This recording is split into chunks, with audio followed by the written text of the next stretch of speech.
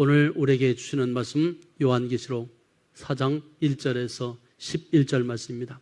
하늘에서 드리는 영적 예배, 이런 제목으로 말씀을 선포합니다.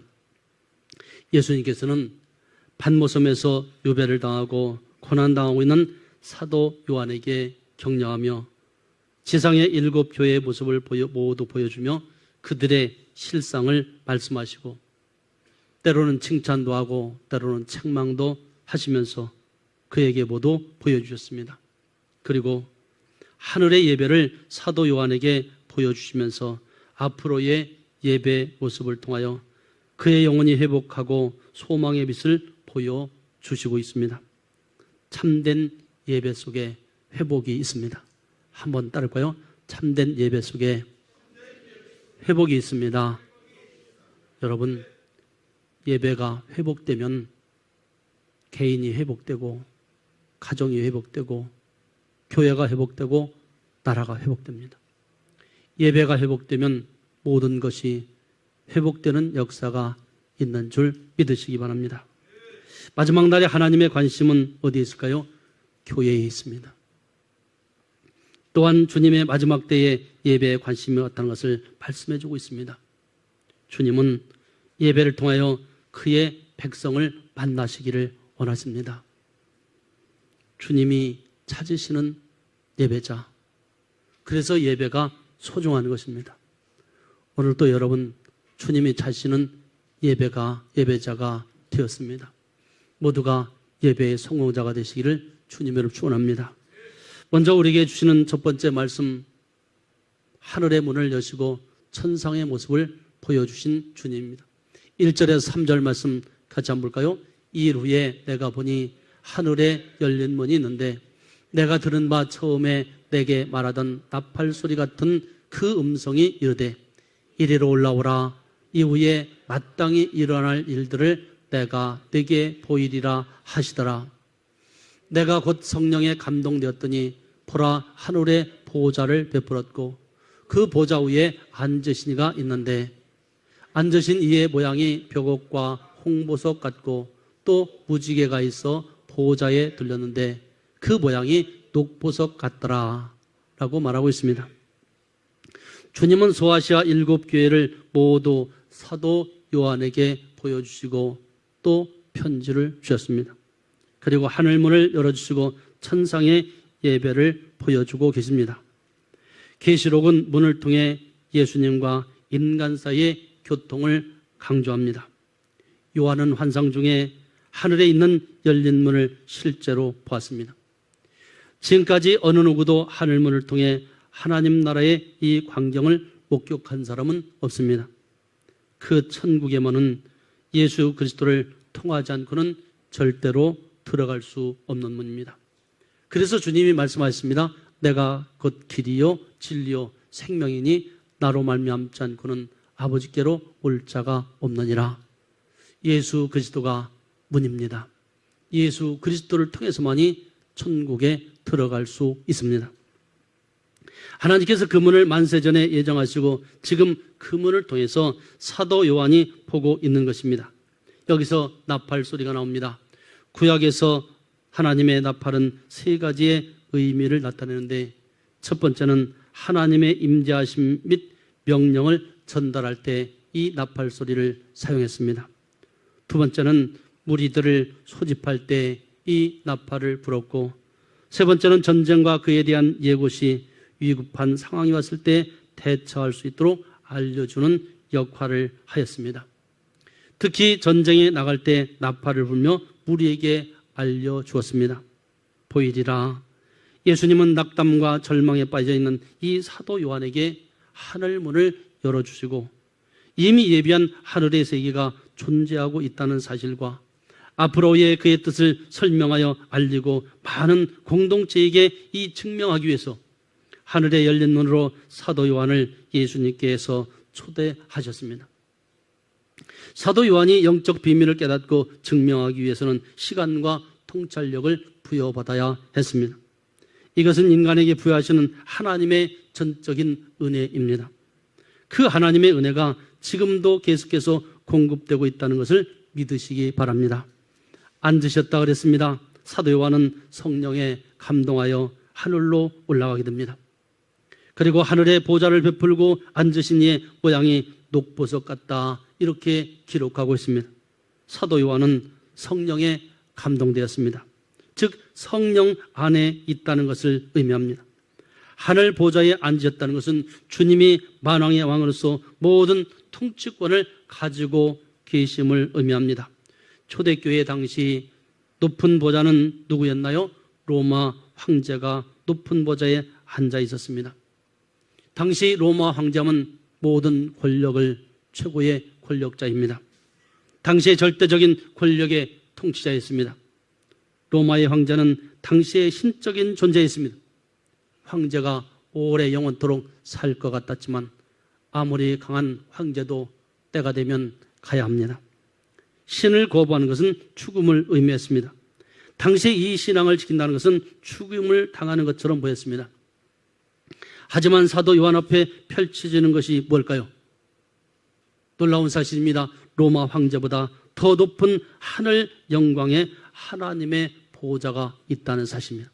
이 사실은 우리 성도들에게도 큰 희망이 되는 것입니다. 세상의 권력이 아무리 오래 간다 할지라도 여러분 몇 년 가나요?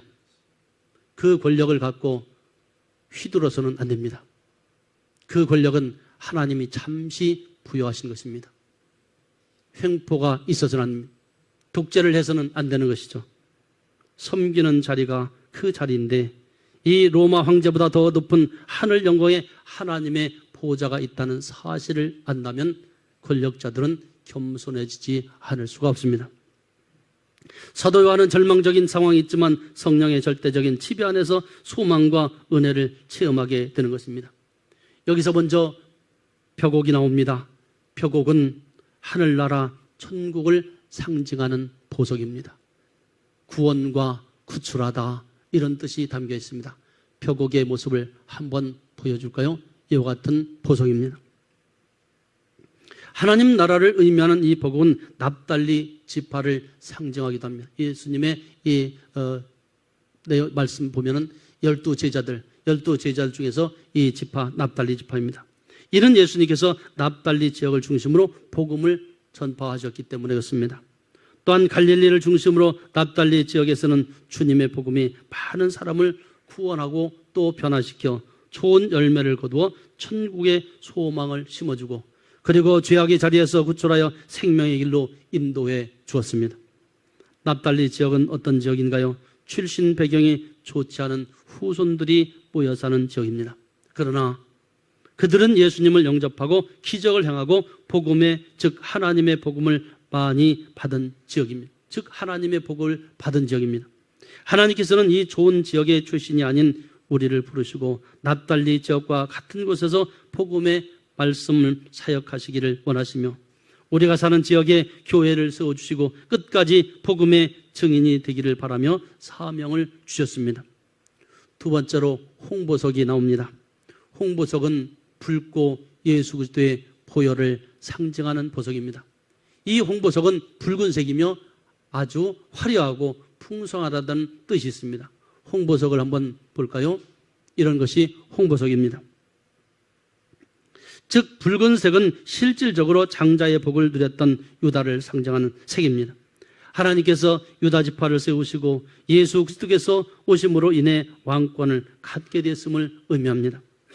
유다 지파를 통해서 예수 그리스도가 이 땅에 오시고 십자가에서 붉게 물들게 하시며 그로 말미암아 그리스도의 보혈의 공로로 모든 사람이 구원과 속죄함을 받은 것입니다. 하나님께서 우리를 구원하신 주인 이유가 뭘까요? 우리를 통해서 찬양과 그의 영광을 받으시기를 원하시기 때문에 그렇습니다. 우리는 구원의 은혜를 깨닫고 감사하며 영원토록 하나님을 찬양하고 그분만을 섬기는 자녀들이 되시기를 주님의 이름으로 축원합니다. 여기서 무지개가 나옵니다. 무지개는 활이란 뜻을 갖고 있습니다. 활은 전쟁 도구였기에 사람을 죽이는 것입니다. 하지만 하나님은 홍수 심판 이후에 무지개로 노아와 언약을 하시면서 절대 다시는 물로 심판하지 않으시겠다 언약하고 약속하셨습니다. 이것이 하나님의 놀라운 언약이십니다. 무지개는 하나님의 언약이며 영광입니다. 십자가에서 예수님께서 죽으시지 않으면 한 명도 구원받아 천국에 들어갈 수가 없습니다. 무지개는 바로 십자가에서 죽으신 예수님의 사랑인 것이며 거저 주시는 은혜와 언약인 것입니다.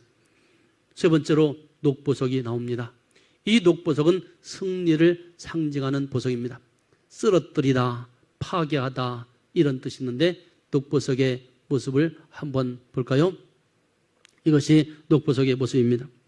이 녹보석이 상징하는 것은 상대를 쳐서 넘어뜨리고 그리고 정복해서 파괴자가 되고 전쟁에서 승리한 것을 기념하여 병사들이 달고 다니던 이 보석이 바로 녹보석이었습니다.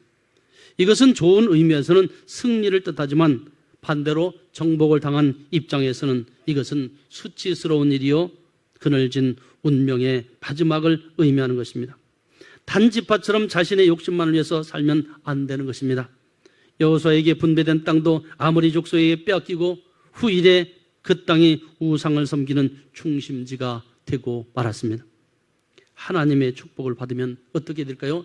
하나님의 축복을 받았다면 이웃을 위해 쓰는 것이 아니라 자신의 욕심을 위해서 살아갔으면 나는 어떤가요? 나에게 하나님이 주신 복이 있나요? 믿음의 자녀의 삶은 말씀을 위한 정복자가 되어야 됩니다. 내가 받은 복을 자신의 욕심만을 위해서만 사용하는 인생이 아니라 주님의 기쁨이 되는 복음을 전하는 일에 귀하게 쓰임받는 우리 성도들이 되시기를 주님의 이름으로 축원합니다. 두 번째 주시는 말씀 볼까요? 두 번째 주시는 말씀, 천상의 예배에 참석하던 자들이 나옵니다. 4절에서 7절 말씀 같이 보겠습니다. 또 보좌에 돌려 24 보좌들이 있고 그 보좌들 위에 24 장로들이 흰옷을 입고 머리에 금관을 쓰고 앉았더라.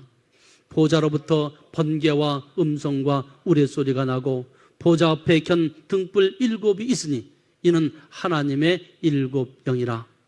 보좌 앞에 수정과 같은 유리바다가 있고 보좌 가운데 보좌 주위에 4 생물이 있는데 앞뒤에 눈들이 가득하더라. 그 첫째 생물은 사자 같고 그 둘째 생물은 송아지 같고 그 셋째 생물은 얼굴이 사람 같고 그 넷째 생물은 날아가는 독수리 같은데 라고 말하고 있습니다.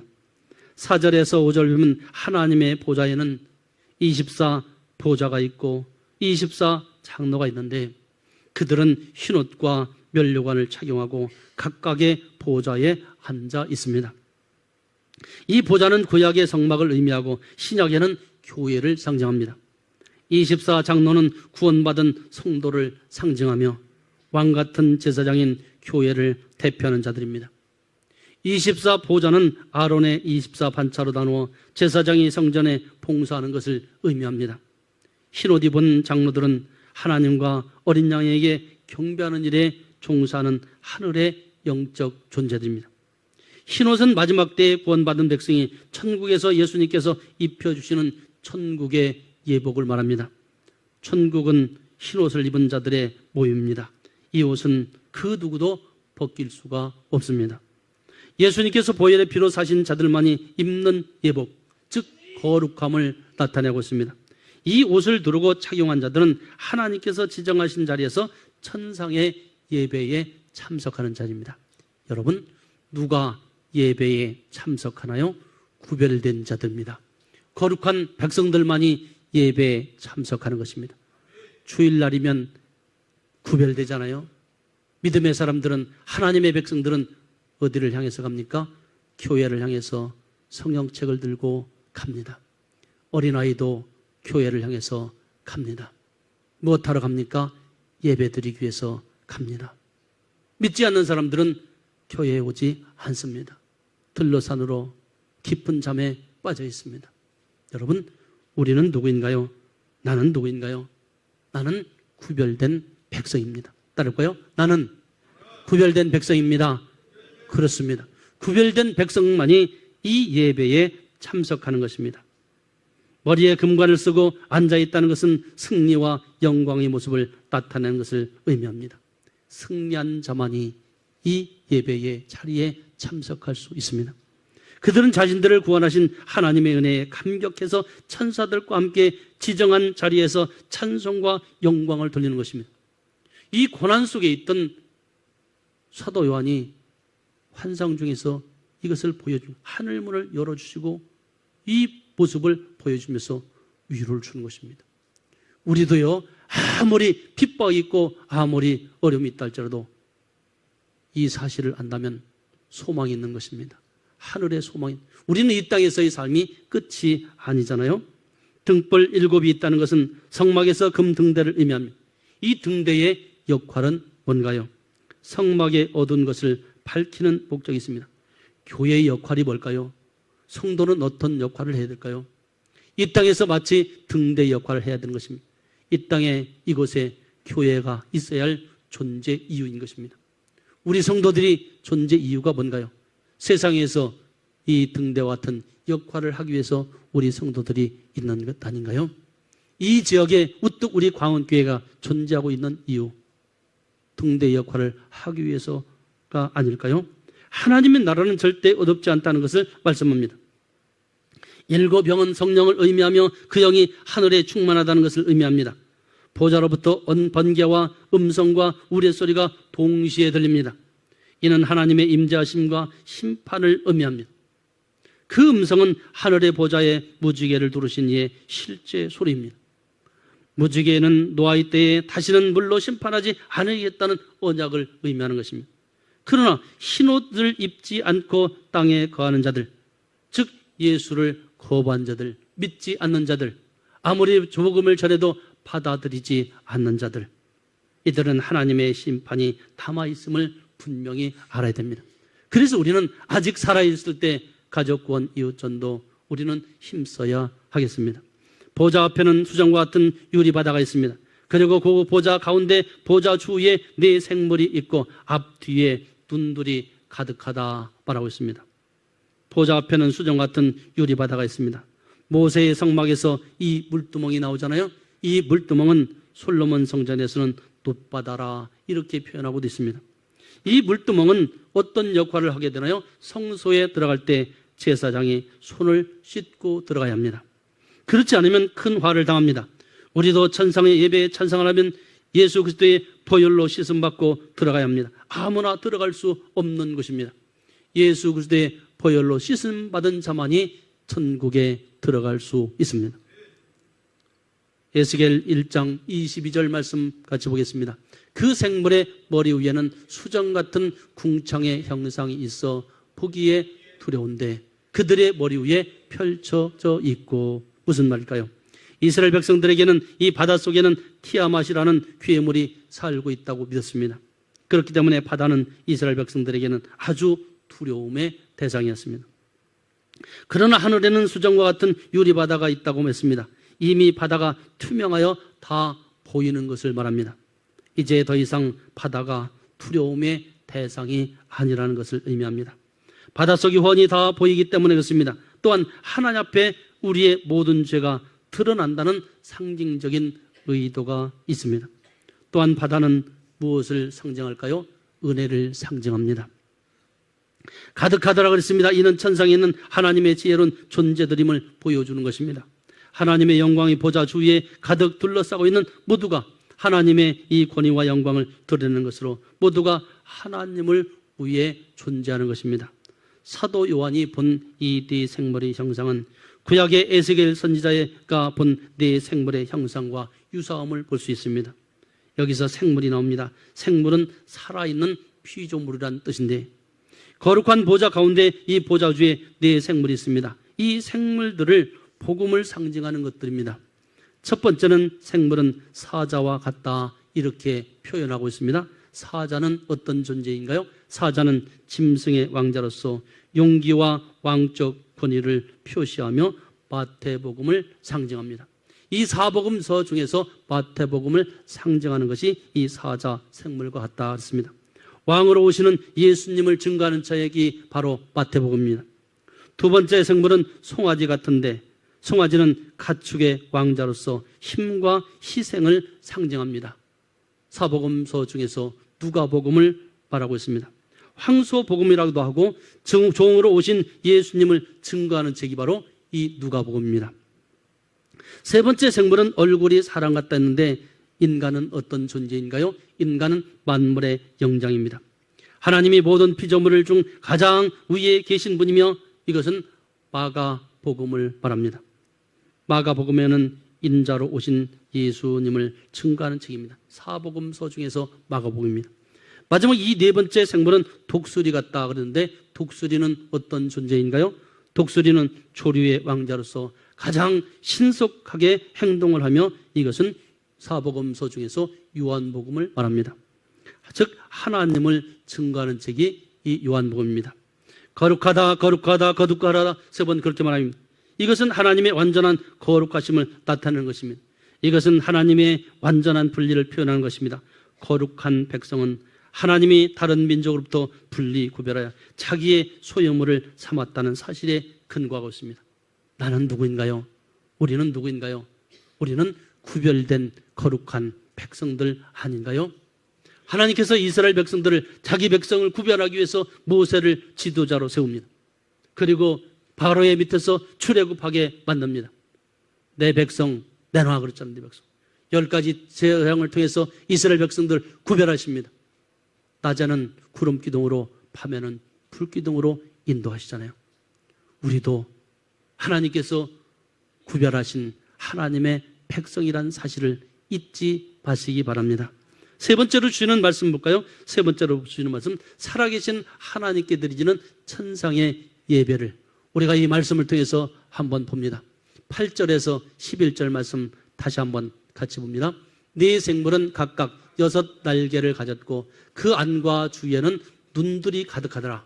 그들이 밤낮 쉬지 않고 이르기를 거룩하다 거룩하다 거룩하다 주 하나님 곧 전능하신 여 전에도 계셨고 이제도 계시고 장차 오실이라 하고 그 생물들이 보좌에 앉으사 세세토록 살아계시는 이에게 영광과 존귀와 감사를 돌릴 때에 24장로들이 보좌에 앉으신 이 앞에 엎드려 세세토록 살아계시는 이에게 경배하고 자기의 관을 보좌 앞에 드리며 이르되 우리 주 하나님이여 영광과 존귀와 권능을 받으시는 것이 합당하오니 주께서 만물을 지으신지라 만물이 주의 뜻대로 있었고 또 지으심을 받았나이다 하더라.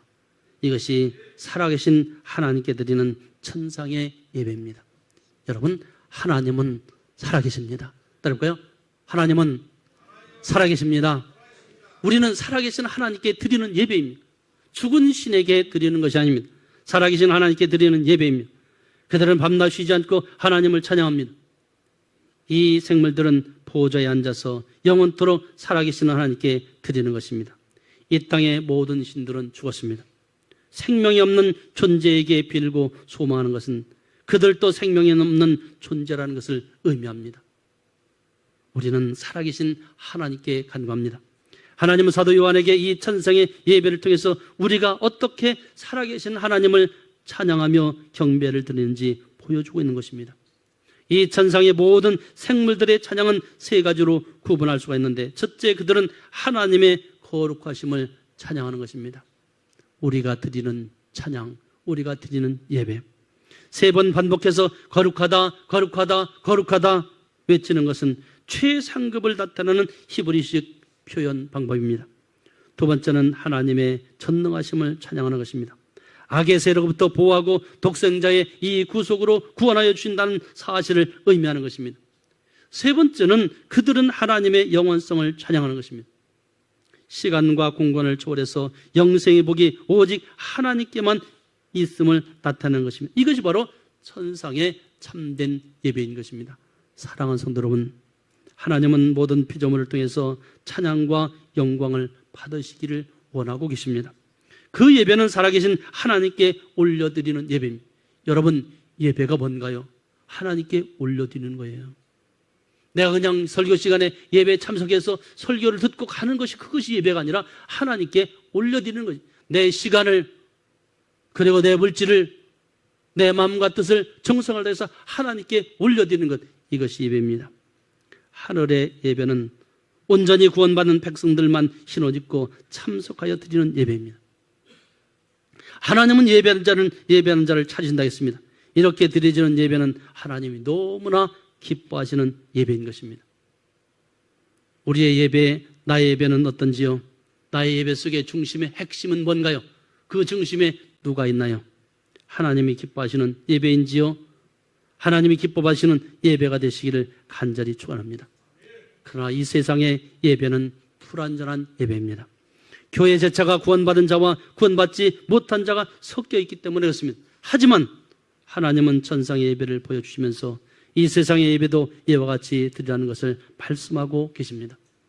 우리도 사도 요한에게 보여주신 이 천상의 예배처럼 온전히 드리는 감사의 예배가 되어야 하며 하나님이 임재 중에 받으시는 예배가 되어야 합니다. 그래서 예배의 성공자가 되시길 바랍니다. 예배는 하늘에 계신 하나님께 올려드리는 것입니다. 하나님께서 그 예배를 흠양하시고 우리에게 복을 내려주시기를 원하는 것입니다. 이것이 진정 살아계신 하나님께 드리는 영적 예배인 것입니다. 우리가 드리는 예배가 내 인생의 마지막 예배처럼 준비하시고 감사와 기쁨으로 예배를 드리는 우리 성도들이 되시기를 주님의 이름으로 축원합니다. 주신 말씀 생각하면서 이 시간 다 같이 기도하겠습니다. 하나님 아버지, 은혜를 감사합니다. 주님의 관심은 교회와 성도에게 있으며 마지막 때의 예배에 관심이 많음을 깨닫게 하여 주옵소서. 우리의 교회와 성도들을 통해 우리가 사는 이 지역에 복음이 전파되게 하여 주옵소서.